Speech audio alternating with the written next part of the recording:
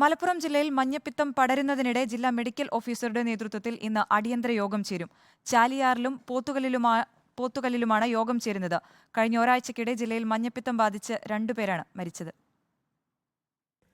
മലപ്പുറം ജില്ലയിൽ viral hepatitis രോഗവും അതുമൂലമുള്ള മരണങ്ങളും വർദ്ധിച്ച സാഹചര്യത്തിലാണ് സ്ഥിതിഗതികൾ വിലയിരുത്താൻ ജില്ലാ മെഡിക്കൽ ഓഫീസർ ഡോക്ടർ ആർ രേണുകയുടെ നേതൃത്വത്തിൽ യോഗം ചേരുന്നത്. വൈറൽ ഹെപ്പറ്റൈറ്റിസ് മൂലം കഴിഞ്ഞ 5 മാസത്തിനിടെ 8 മരണമാണ് ജില്ലയിൽ റിപ്പോർട്ട് ചെയ്തത്. 3000-ലധികം കേസുകളും റിപ്പോർട്ട് ചെയ്തു.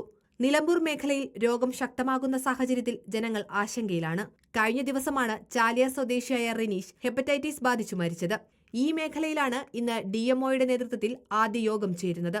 മഞ്ഞപ്പിത്തം കരളിനെ ബാധിച്ച് ചികിത്സയിലിരിക്കെ മരിച്ച സക്കീറിന്റെ വീട് സ്ഥിതി ചെയ്യുന്ന പോത്തുകല്ലിൽ ഉച്ചയ്ക്ക് ശേഷം യോഗം ചേരും. ഈ പ്രദേശങ്ങളിലൊക്കെ രോഗപ്രതിരോധ നടപടികൾ ഊർജിതമാക്കുന്നതിന്റെയും തുടർപ്രവർത്തനങ്ങൾ ആസൂത്രണം ചെയ്യുന്നതിനുമായാണ് യോഗം വിളിച്ചിരിക്കുന്നത്. റിപ്പോർട്ടർ, മലപ്പുറം.